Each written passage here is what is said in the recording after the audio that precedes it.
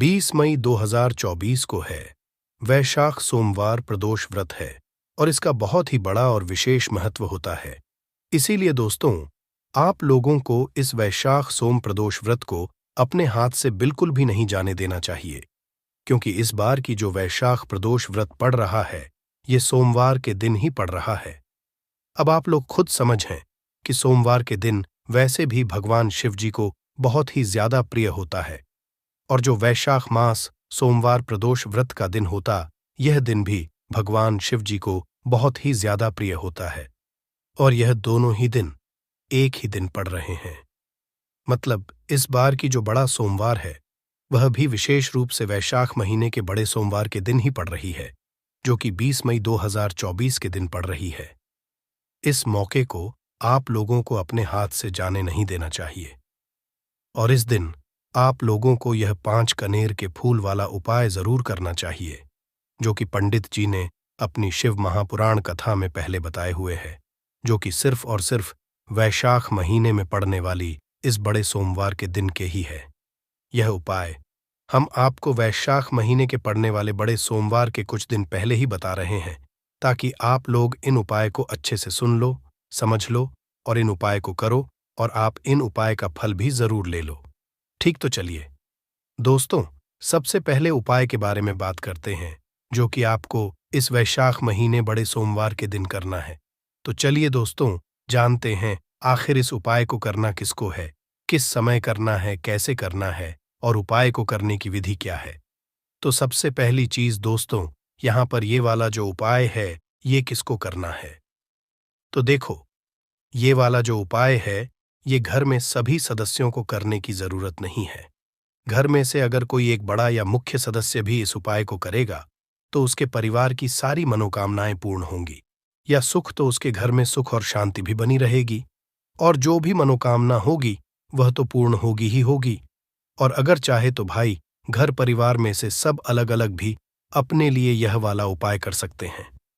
तो चलिए अब बात करते हैं कि यह उपाय आपको क्यों करना है।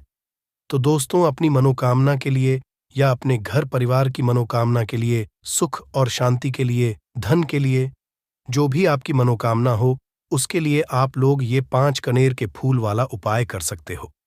अब दोस्तों, बात करते हैं इस उपाय को करने का समय, कि आप लोग यहां पर जान लो कि इस उपाय को करने का जो समय है, वो मुख्य रूप से सुबह का समय और शाम का समय भी आप चाहें तो इस उपाय को कर सकते हैं। आपको जब समय मिल जाए तब आप इस उपाय को करना।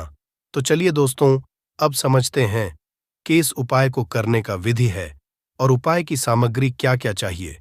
तो सबसे पहले चीज दोस्तों, हम आपके यहां पर बता दें कि इस उपाय का नाम है 5 कनेर के फूल वाला उपाय। तो दोस्तों, आपको इस उपाय के लिए 5 कनेर के फूल जुगाड़ करना पड़ेगा।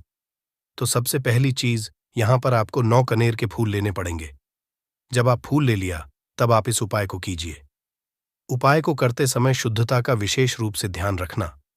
सुबह उपाय कर रहे हो तो स्नान, मतलब जितना जल्दी सुबह इस उपाय को कर सकते हो उतनी जल्दी कोशिश करना। और शाम के समय उपाय कर रहे हो तो हाथ मुंह धोकर शुद्धता का विशेष रूप से आप लोग ध्यान रखना। शाम के समय आपको स्नान करने की जरूरत नहीं है। अब आपको करना क्या है, ध्यान से सुनो। देखो, वैशाख महीने बड़े सोमवार के दिन जिस भी समय आप इस उपाय को कर रहे हो, सुबह के समय चाहे शाम के समय, अपने उपाय की सामग्री को तैयार करके आप निकल जाना। अपने घर के पास में जो शिव मंदिर हो, जहां पर शिवालय हो, शिवलिंग विराजित हो, वहां पर पहुंच जाना। क्या क्या लेकर पहुंचना, 5 कनीर के फूल लिए हैं, और जो है एक गोल बाती का घी का दीपक है ना, ये विशेष रूप से उपाय की सामग्री है। इसके अलावा पूजन सामग्री, एक लौटा, जल वगैरह, वह आप अलग से लेकर जा सकते हैं, उसमें कोई दिक्कत वाली बात नहीं है। सबसे पहले आप जैसे ही भगवान शिव जी के मंदिर पहुंचेंगे, तो सबसे पहले आप भगवान शिव जी के दर्शन करेंगे। ठीक दर्शन करने के बाद ही इस उपाय नहीं करना है, पहले आपको पूजन अर्चना करना है, उसके बाद उपाय करना है। और इस उपाय के लिए आप एक लोटा जल कम से कम लेकर जरूर जाना। चैत्र नवरात्रि में भी जल चढ़ाने का विशेष महत्व होता है। तो जैसे ही आपकी पूजन अर्चना हो जाए, पूजन अर्चना करने के बाद आप लोग शिवलिंग के पास में सामने या आसपास कहीं पर भी बैठ जाना और अपने उपाय की सामग्री को निकाल लेना। इसी तरीके से शाम के समय भी करना। शाम के समय सीधा उपाय मत करने लग जाना। पहले भगवान के दर्शन करना, उसके बाद में शिवलिंग के पास में बैठ जाना। और कोई अगर पूजन सामग्री को चढ़ाने के लिए लाए हुए हो तो पहले पूजन सामग्री कर लेना, चढ़ा देना, उसके बाद अपना उपाय करना शुरू करना। ठीक है, शिवलिंग के पास में बैठ जाना। बैठने के बाद अपनी उपाय की सामग्री निकाल लो। सबसे पहला काम अभी आपका क्या रहेगा कि आपको सबसे पहले अपना वह जो गोल बाती का घी का दीपक है उसको जला लें। है, इस दीपक को जलाने के लिए आप किसी और की माचिस नहीं लोगे, आप अपने ही घर से अपनी माचिस लेकर आओगे। घर पर भूलकर मत आना, ये बात हम आपको याद दिलाते हैं। कहीं सारे लोग भूल जाते हैं, तो अपने घर से अपनी माचिस लेकर जाना और अपनी माचिस से इस दीपक को जलाना, क्योंकि अगर आपने किसी और की माचिस ली तो इस उपाय का फल उसको मिल जाएगा। तो इसीलिए आप लोग इस बात का ध्यान रखना, अपने माचिस से इस दीपक को जलाना है जो आप उपाय लेकर आए हुए हो। एक दीपक उसके साथ में। अब आप अपने 5 कनेर के फूल को निकाल लीजिए। ठीक है, अब जो 5 फूल है इनको आपको क्या करना है, भगवान शिव जी की शिवलिंग के ऊपर चढ़ाना है। अब आप इन फूलों को एक एक करके भी चढ़ा सकते हो और एक साथ भी चढ़ा सकते हो। अगर एक एक करके अगर आप फूल चढ़ाओ तो ज्यादा बेहतर होगा। ठीक है, फूल का खिला हुआ भाग आगे की तरफ रखना, इस बात का आप लोग थोड़ा बहुत ध्यान रख लेना है। तो 5 जो हैं वो हम एक एक करके भगवान शिव जी की शिवलिंग पर चढ़ाते जाएंगे। बाद में भले ही वो शिवलिंग से जलाधारी पर गिर जाए, पर हमें अपने हाथों से शिवलिंग पर ही चढ़ाना है। चढ़ने के बाद भले ही फिर वो नीचे गिर जाए, मतलब जलाधारी पर गिर जाए, कोई दिक्कत वाली बात नहीं है। अब जैसे ही आप लोग अपने 9 चढ़ा देते हो, उसके बाद पहले आप लोग अपना दीपक रखोगे। ठीक है, शिवलिंग के पास में चाहो तो आरती उतार सकते हो, अन्यथा बिना उतारे भी आप लोग शिवलिंग के पास में कहीं पर भी इस दीपक को रख सकते हो। ज्यादा पास में मत रखना, भगवान शिव जी को आंच ना लगे। उसके बाद भगवान से प्रार्थना करना, अपनी वह मनोकामना बोलना जिस मनोकामना के लिए आप लोग यह वाला उपाय कर रहे हो। विशेष रूप से पहले दिन मनोकामना बोलना बहुत ज्यादा जरूरी है। ठीक है, मनोकामना बोलकर भगवान से प्रार्थना और विनती करके वहां से उठ जाना और सीधा अपने आ जाना। तो दोस्तों, यदि आप इस उपाय को सही तरीके से कर लेते हैं तो आपका वह परेशानी तुरंत खत्म हो जाएगा। तो यदि आपका भी कोई मनोकामना हो तो आप इस उपाय को एक पर जरूर करना, और आप कोई परेशानी में हो, कोई संकट में हो, तो भी इस उपाय को आप एक बार जरूर आजमाएगा। सोचते हैं कि ये 5 कनेर के फूल वाला उपाय करना किसको है, तो देखिए यहां पर सीधी सी बात है कि ये 5 कनेर के फूल वाला जो उपाय है ये किस लिए किया जा रहा है। ये मनोकामना को पूर्ण करने के लिए किया जा रहा है, या आपके जीवन में जो दुख और परेशानियां हैं उनको दूर करने के लिए किया जा रहा है, या आपका कोई बड़ा काम है जो कि नहीं हो पा रहा है, आप उसके इस उपाय को कर सकते हो, है ना। तो सीधी सी बात यह है कि आप अपनी किसी भी तरह की मनोकामना के लिए इस वाले उपाय को कर सकते हो। तो यह उपाय वह मानव कर सकता है जिस मानव को अपनी किसी भी तरह की मनोकामना भगवान शिव जी से पूर्ण करवानी हो। और अगर कोई भी माताएं बहनें जो है अपने घर की सुख और शांति के लिए, घर में धन समृद्धि को बढ़ाने के लिए वाला उपाय करना चाहती हैं, तो घर की जो बड़ी माताएं बहनें होंगी वो इस 5 कनेर के फूल वाले उपाय को विशेष रूप से करें, क्योंकि माताएं बहनें घर की लक्ष्मी होती है, और जब घर की लक्ष्मी कोई विशेष उपाय करती है तो उसका फल ही बहुत जल्दी मिल जाता है और बहुत बड़ा होकर मिलता है। अन्यथा इस उपाय को कोई भी मानव कर सकता है, चाहे वह बड़ा हो, चाहे वो छोटा हो, चाहे वो बच्चा हो। जिस मानव को ये 5 कनेर के फूल वाला उपाय समझ आ गया, वह मानव इस 5 कनेर के फूल वाले को मंगलवार के अष्टमी के दिन जरूर करें, क्योंकि उसको इस उपाय को फल बहुत ही जल्दी मिल जाएगा। क्योंकि मंगलवार की अष्टमी के दिन भगवान शिव जी बहुत आसानी से प्रसन्न हो जाते हैं। तो आइए अब हम समझते हैं कि इस 5 कनेर के फूल वाले उपाय को आपको करना कैसे है, और इस उपाय को करने का जो समय है वो क्या है। तो देखिए, इस मंगलवार के अष्टमी के दिन किए जाने वाले ये 5 कनेर के फूल वाला जो उपाय है, ये रूप से सुबह के समय होगा। किस समय होगा?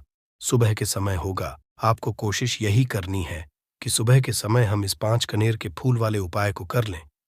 पर किसी कारणवश अगर आप सुबह इस उपाय को ना कर पाओ, आपको कहीं काम से जाना हो या किसी और काम की वजह से आप उपाय को ना कर पाओ, तो आपके पास फिर दूसरा मौका रहेगा, जो कि शाम के समय का रहेगा, प्रदोष काल का रहेगा। अब भाई, प्रदोष काल का समय भी एक बहुत ही लोगों के मन में प्रश्न जाता है कि भाई, ये समय होता कब है? कितने बजे से लेकर कितने बजे के बीच तक का ये समय होता है, ताकि हमें उपाय के लिए जो है करने का समय पता लग जाए। तो हम आपको बता दें, प्रदोष काल का जो एक समय होता है, शाम का समय, वो होता है शाम के 6000 बजे से लेकर शाम के 7 या 8 बजे के बीच का। इस समय के बीच में आप उपाय को करेंगे तो आपको उस उपाय का जरूर फल मिलेगा। तो शाम के 6000 बजे से लेकर शाम के 7 बजे के बीच में आप लोग इस 5 कनेर की फूल वाले उपाय को कर सकते हो। तो भैया, बहुत सारे लोग यहां पर ये प्रश्न भी जरूर करेंगे कि भाई, हम तो नौकरी पे जाते हैं, हम अपनी ड्यूटी पे जाते हैं और आने में हमें देर हो जाती है, तो उस जगह पर हमें क्या करना चाहिए? तो देखिए, उन लोगों को भी टेंशन लेने की जरूरत नहीं है। अगर आप लोग इस उपाय को शाम के समय प्रदोष काल में कर रहे हैं और अगर आप आने में देरी भी हो जाती है, आपको आने में 7 बजे तक आप पाते हो, तो भाई आप 7:10 या रात 8 बजे तक भी अगर उपाय को करोगे तो भी चल जाएगा। और अगर इससे भी थोड़ा देर हो जाती है ना, तो भी आप उपाय को कर सकते हो, क्योंकि मंगलवार की अष्टमी का दिन है। ये दिन बहुत ही कम आता है पूरे साल भर में, इसलिए जब आपको मकान मिल जाए, जब आप इस उपाय को जरूर कर लेना है। ना कोई भी उपाय हो, आप कभी भी कर सकते हो। मंगलवार की अष्टमी के दिन बस कोशिश करना कि समय के थोड़ा मतलब अंतर्गत ही कर लो, पर कारणवश अगर ना कर पाओ तो फिर आप थोड़ा देरी से भी कर सकते हो। आपको उपाय का फल जरूर मिलेगा, क्योंकि भगवान शिव विजन बहुत ज्यादा प्रसन्न होते हैं सभी भक्तगणों से जो उनको प्रसन्न करते हैं, है ना? तो अब हम यहां पर समझते हैं कि आपको उपाय कैसे करना है। सबसे पहली चीज दोस्तों, ये जो उपाय है, ये 5 कनेर के फूल वाला उपाय है। तो सीधी सी बात है, इस उपाय में हमें 5 कनेर के फूल तो लेने ही लेने पड़ेंगे। अब यहाँ पर एक सबसे बड़ी गलती होती है, जो कि आप उपाय में करते हो और आपको पता भी नहीं लगता है, जो कि हम आपको बताते हैं। देखिए, जो आप 5 कनेर के फूल लेकर आओगे, सबसे पहले तो कनेर का फूल आप लोगों को पता होगा कि कैसा होता है। हम आपको जब भी बता देते हैं, कनेर के फूल वो होते हैं जो कि पीले कलर के होते हैं, लंबे लंबे से होते हैं। आप लोगों ने देखे भी होंगे। आप लोगों ने जो थंबनेल में फूल देखा हुआ था, वही कनेर का फूल होता है। तो आप लोगों को वैसे ही 5 कनेर के फूल लेकर आने। ये कनेर के फूल आप लोगों को बहुत आसानी से मिल जाते हैं। बस आपको इसका पेड़ ढूंढना होता है और बहुत सारे फूल उसमें लगे हुए होते हैं, कुछ भी कमी नहीं होती। बस दोस्तों, आपको यहाँ पर ध्यान इस बात का रखना है कि अगर ये 5 कनेर के फूल जो है, मतलब कनेर के फूल का पेड़ जो है, कहीं बाहर लगा हुआ है, वो किसी के अंडर में नहीं लगा हुआ है, किसी का वो पेड़ नहीं है, तो आप बिना पूछे जो है वह कनेर के फूल ला सकते हो, है ना? पर अगर कोई सा कनेर का पेड़ किसी के घर के अंदर लगा हुआ है और आपको वह कनेर के फूल उसके घर के अंदर से चाहिए, तो भाई उससे पहले पूछना कि भाई, हम जो है आपके पेड़ में से 5 कनेर के फूल ले लें या कनेर के फूल ले लें। भाई, पहले उससे पूछना, क्योंकि ये वाले जो 5 कनेर के फूल आप लोग ले रहे हो, ये उपाय के लिए ले रहे हो। और भगवान शिव जी को उपाय जब हम करते हैं, तो भाई पूर्ण रूप से जो है पूरे विधि विधान से करते हैं।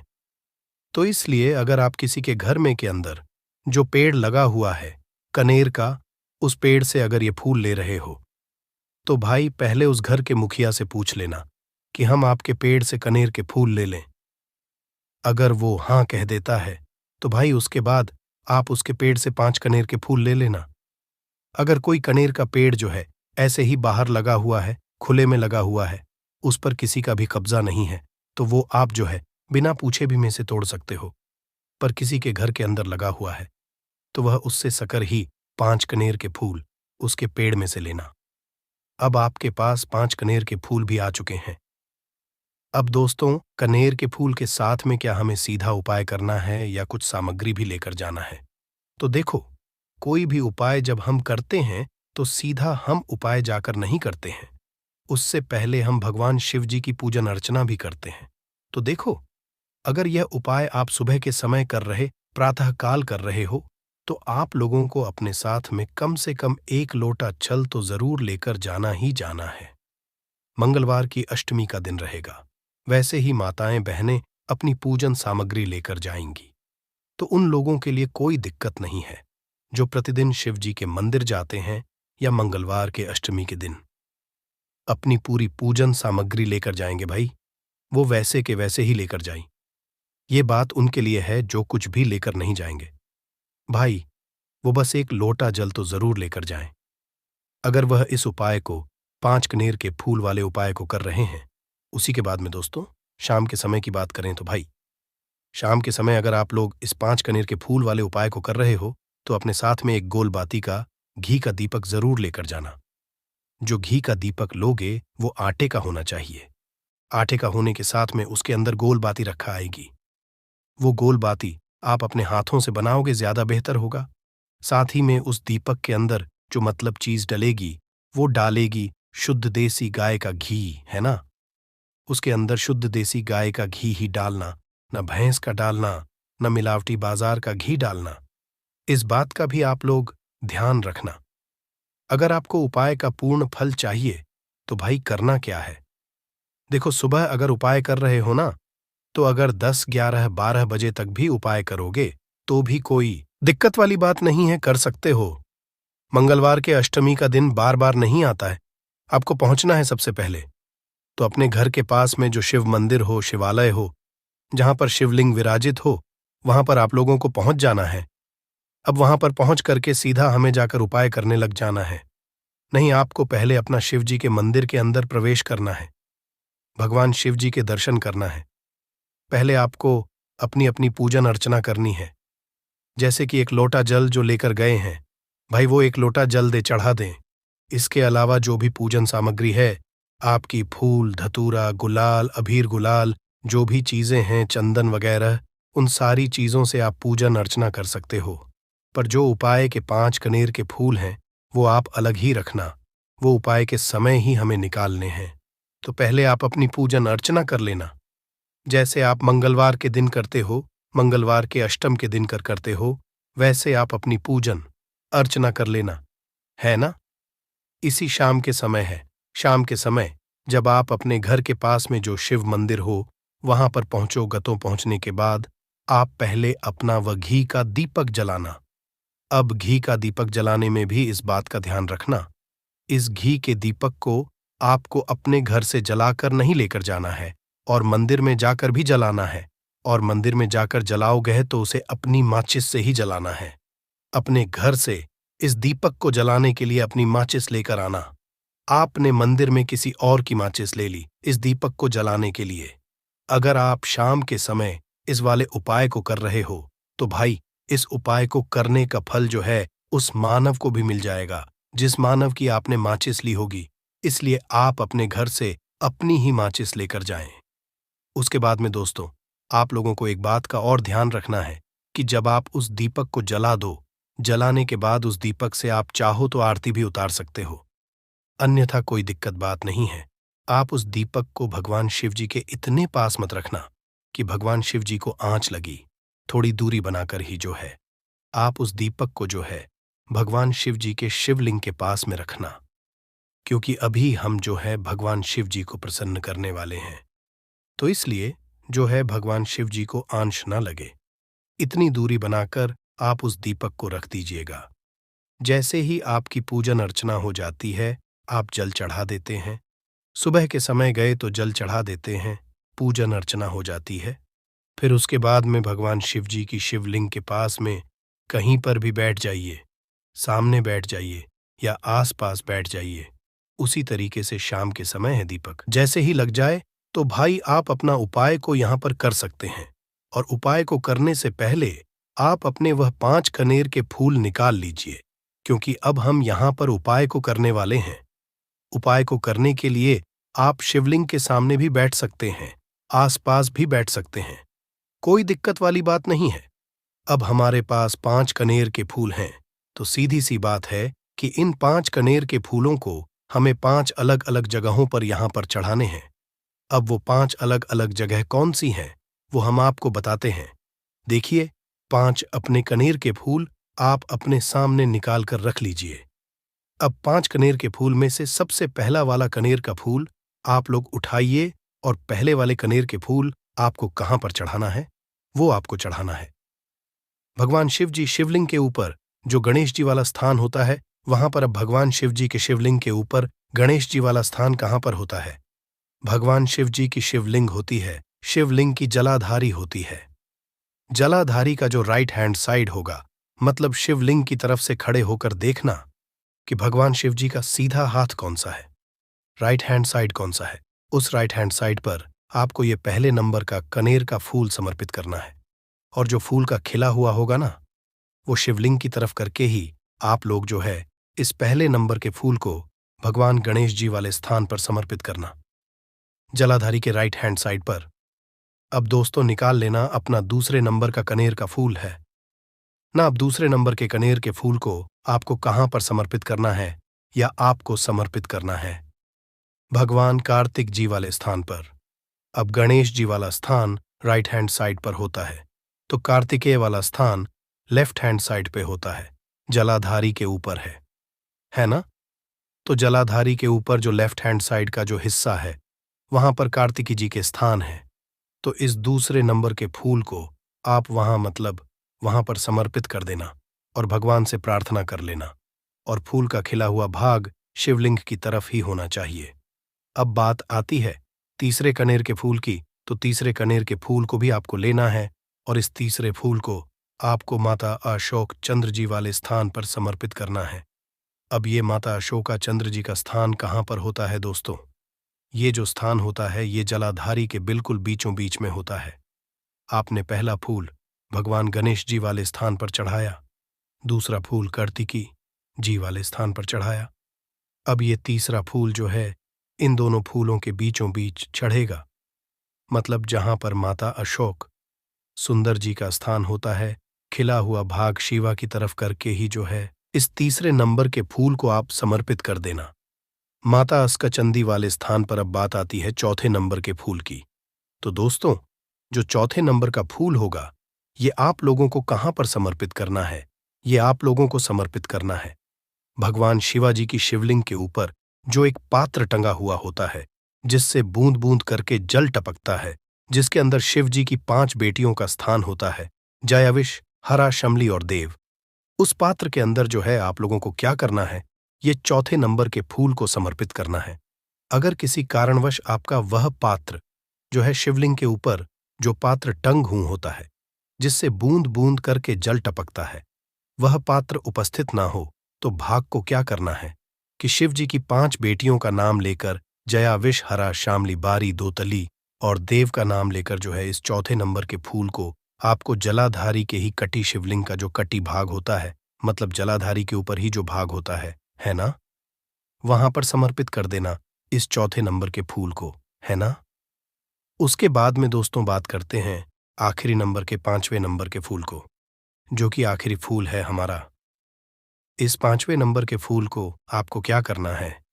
अगर आपके जिस मंदिर में आप गए हो वहां पर अगर त्रिशूल लगा हुआ है, तो भाई त्रिशूल का एक मध्य भाग होगा जहां से वो त्रिशूल के तीनों भाग निकले हुए होंगे, है ना। तो आपको वो त्रिशूल का एक मध्य भाग देख लेना है। उस मध्य भाग पर आपको इस 5वें नंबर के कानर के फूल को छुआ है, स्पर्श कराना है, और स्पर्श कराने के बाद इस 5वें नंबर के फूल को आपको क्या करना है? भगवान शिवाजी की शिवलिंग के ऊपर समर्पित कर देना है। अब दोस्तों, अगर वह जो है त्रिशूल ना भी हो आपके मंदिर में उपस्थित, तो आप सीधा सीधा ये जो 5वें का कनेर का फूल है या भगवान शिव जी की शिवलिंग के ऊपर समर्पित कर देना। बस ध्यान इस बात का रखना कि जो खिला हुआ भाग है फूल का, वो सामने की तरफ होना चाहिए, जलाधारी की तरफ होना चाहिए, और डंडी का जो भाग है वो शिवलिंग के पीछे की तरफ होना चाहिए। फूल की है ना, तो इस बात का आप लोगों को ध्यान रखना है। जैसे ही आप लोगों को ये 5 फूल समर्पित कर देते हैं, वहीं पर भगवान शिव जी के शिवलिंग के पास में बैठकर जो है हाथ विनती कर कर अपनी वह मनोकामना बोलना, जिस मनोकामना के लिए आप लोग ये वाला उपाय कर रहे हो। अपनी वह दुख और समस्या बोलना जिसके लिए आप लोग अपना ये वाला उपाय कर रहे हो। अपनी किसी भी एक मनोकामना के लिए ये वाला उपाय करना, 2-3 मनोकामना एक साथ मत बोलना, कोई भी एक मनोकामना बोल देना अपने 5वें नंबर के फूल को चढ़ाने के बाद और चढ़ा दो तो भाई 2 मिनट भगवान शिवाजी के नाम का जाप कर लेना। उसके साथ में दोस्तों आपका ये यहाँ पर पूर्ण हो जाता है और आप अब भगवान शिव जी के दर्शन करके उनको धोख देकर अपने घर पर वापस जा सकते हो। इसी के साथ में दोस्तों इस उपाय को करने से आपको बहुत बहुत ही बड़ा दोस्तों नींबू के उपाय आज से नहीं बल्कि हजारों साल से पहले से इस्तेमाल किए जा रहे हैं। जो उपाय आज हम आपको बताने जा रहे हैं, नींबू का इस्तेमाल करके उससे आप अपनी हर समस्या का समाधान पा सकते हैं। अगर आप ज्योतिष शास्त्र वास्तुशास्त्र की किताबों में जाते हैं और अध्ययन करते हैं तो नींबू के ऊपर पूरे 11 अध्याय आपको जाएंगे, जिसका मतलब यह है कि नौकरी पाने के लिए नींबू का इस्तेमाल कैसे आप कर सकते हैं, अपने व्यापार को दौड़ाने के लिए कैसे नींबू का इस्तेमाल करना चाहिए, एवं अगर आपका शत्रु आपका विनाश करना चाहता है तो नींबू के उपाय से कैसे आप उल्टा अपने शत्रु का विनाश कर सकते हैं। आपके घर पे नकारात्मक शक्तियां हैं, बुरी शक्तियों का वास है, इन सब को भगाने के लिए नींबू कैसे रामबाण दबा समझा जाता है, इन सब के बारे में आपको वास्तुशास्त्र और ज्योतिष शास्त्र की किताबों में मिल जाएगा। दोस्तों अगर आपका भाग्य सौ चुका है, आपके घर पर ऐसी शक्तियां आ गई हैं जिसकी वजह से आपके घर में लड़ाई होती रहती है, पति पत्नी में बनती है, तो दोस्तों आज के जो उपाय हम आपको बताने जा रहे हैं वो आपकी सारी समस्याओं का समाधान कर देंगे। स्वास्थ्य की दृष्टि से नींबू बहुत ज्यादा लाभदायक होता है। साइंस की भाषा में अगर कहे तो नींबू में विटामिन सी बहुत ज्यादा होता है। एसिडिटी आपको प्रॉब्लम है, पेट खराब रहता है, तो नींबू उसमें रामबाण की तरह काम करता है दोस्त। और नींबू के अंदर इतनी ताकत होती है कि वो एक से एक बड़ी समस्याओं को चुटकी में खत्म कर सकता है, कई बाधाओं को एकदम हमेशा के लिए पास से हटा सकता है। इसलिए अगर आप भी चाहते हैं कि आपके ऊपर माता लक्ष्मी का आशीर्वाद हो, भगवान भोलेनाथ आपको आशीर्वाद दे, तो ये वीडियो बिना भगाए अंत तक देखिएगा, क्योंकि इस वीडियो में आज आपको पता चलेगा कैसे नींबू के 10 उपाय करके आप अपने जीवन की हर परेशानी को खत्म कर सकते हैं। आपको हम एक एक उपाय के बारे में अब बताने जा रहे हैं, इसलिए बहुत गंभीरता से वीडियो को देखिएगा। देखिए दोस्तों, कई लोग ऐसे होते हैं कि वीडियो देखते हैं, यकीन मानिए अगर आपने एक पॉइंट भी मिस कर दिया तो आप अपना ही नुकसान करेंगे, क्योंकि अधूरा ज्ञान हमेशा खतरनाक साबित ही हुआ है। इसलिए वीडियो को अंत तक जरूर देखिएगा दोस्तों। सबसे पहले तो आप लोग कमेंट बॉक्स में आकर हर हर महादेव लिख दें, क्योंकि अगर भगवान भोलेनाथ ने किसी को आशीर्वाद दे दिया तो उसका काल भी कुछ नहीं बिगाड़ सकता। और वीडियो लाइक करके तुरंत चैनल को सब्सक्राइब कर दे दोस्तों। हर हर महादेव कमेंट बॉक्स में लिखना मत भूलिएगा। तो सबसे पहले आखिर कौन से वो 10 उपाय हैं जिसके लिए हमने ये बनाया है, तो बहुत ही ध्यान से सुनिएगा। तो पहला उपाय है बुरी नजर से बचने के लिए। अच्छा, आप लोगों ने अक्सर देखा होगा ट्रक जब चलता है, गाड़ियां जब चलती है, या छोटी दुकानें होती हैं या फिर बड़ी दुकानें होती हैं, उसमें नींबू और मिर्च टंगा हुआ होता है। इसका मुख्य कारण क्या है आज हम आपको बता देते हैं। देखिए कहा जाता है कि जब भी लू चलती है और आप अपनी जेब में प्याज रख लेते हैं तब आपको लू नहीं लगती है, या जहां पर गर्मी ज्यादा होती है वहां पर रखते हैं तो प्याज जो होता है वो गर्मी को सुख है। अगर आपका व्यापार अच्छा चल रहा है और कोई व्यक्ति आपकी दुकान पर नजर लगा देता है, आपके बिजनेस पर नजर लगा देता है, तो यकीन मानिए एक कहावत कही गई है कि नजर से तो हरा पेड़ भी सूख जाता है। इसी तरीके से जो चलता हुआ व्यापार होता है वो तक बंद हो जाता है। अगर किसी व्यक्ति ने आपके ऊपर नजर लगा दी है तो इसीलिए लोग क्या करते हैं कि अपनी दुकान में नींबू और मिर्ची रखते हैं। इसका जो मुख्य कारण है बताया गया है कि नींबू का खट्टा और मिर्ची का तीखापन जो होता है वो बुरी नजर वाले व्यक्ति की को भंग कर देता है, जिससे वह अधिक समय तक खुद को असरदार नहीं पाता है। यह हिंदू पुराणों में साफ साफ लिखा हुआ है, जिसका मतलब यह है कि अगर आपका व्यापार चल रहा है और आप किसी का भी बुरा नहीं चाहते हैं और कोई व्यक्ति आपका बुरा चाहते हुए आपके ऊपर लगातार नजर लगवा रहा है, आपके ऊपर तंत्र विद्या करवा रहा है, बुरी आत्मा पीछे लगवा रहा है, और अगर आपने पहले से ही नींबू टांग रखा है तो यह सारा प्रभाव उल्टा उसके ऊपर पड़ जाएगा और वह बर्बाद हो जाएगा। इसलिए अगर आप कोई भी करते हैं तो नींबू और मिर्ची को टांग करके रखिएगा। दोस्त, दूसरा इसका जो उपाय होता है वो वास्तु दोष को मिटाने के लिए होता है। वास्तु ज्ञान में अगर आप अध्ययन करते हैं तो उसमें एक चैप्टर है पूरे नींबू के ऊपर लिखा हुआ है, मतलब एक अध्याय पूरा चैप्टर लिखा हुआ है। वास्तु ज्ञान की अगर आप किताब लेकर है उसमें अध्याय नंबर 21 पे जाइए। वहां पर नींबू के बारे में साफ साफ लिखा हुआ है। जिस घर में भी नींबू का पेड़ होता है वहां पर नकारात्मक ऊर्जा कभी भी अपना सक्रियपन नहीं कर है। नींबू के आसपास का वातावरण शुद्ध रहता है। नींबू घर के वातावरण को एकदम सकारात्मक शक्तियों से भर देता है। दोस्त, तो किसी व्यक्ति के घर पर अगर नकारात्मक शक्तियों का वास हो चुका है तो यकीन मानिए उसके घर कभी भी बरकत नहीं हो सकती है। उसके घर के लोग आपस में लड़ाई करते रहेंगे, धन के सारे मार्ग बंद हो जाएंगे, घर के खर्चे बढ़ जाएंगे, कर्ज के माया जाल में वो फंसता चला जाएगा। परंतु अगर आपके घर पर नींबू का पेड़ है तो आपके घर में सिर्फ सकारात्मक शक्तियां आएंगी। आपके घर का वातावरण बहुत अच्छा बना रहे।